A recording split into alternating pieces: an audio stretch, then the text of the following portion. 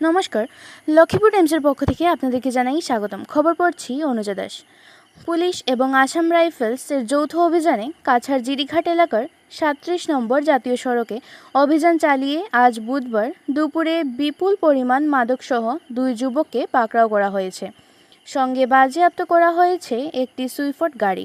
ধৃতরা হচ্ছেন কচুদরম থানার অন্তর্গত দিদারখুশ গ্রামের আমির আলীর পুত্র রেজাউল করিম ও তাজউদ্দিন বরভূইয়ার পুত্র সাজাদুল আলম বরভূইয়া। তারা MZ-02B 6363 নম্বরের সুইফট গাড়িতে করে মাদক পাচারের সময় গোপন সূত্রের খবরের ভিত্তিতে পুলিশ ও আসাম রাইফেলস যৌথ অভিযান চালায়। অভিযান চালিয়ে গাড়িতে তল্লাশি করে 9000 ইয়াবা ট্যাবলেট ও 11টি সাবানের বাসকে 150 গ্রাম হেরোইন বাজেয়াপ্ত করতে সক্ষম হয় অভিযানকারীর দলটি।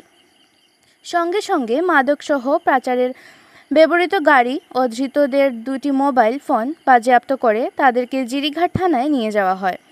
ধৃত 2 যুবকের বিরুদ্ধে NDPS অ্যাক্টে মামলা নথিভুক্ত করে তদন্ত অব্যাহত রেখেছে পুলিশ।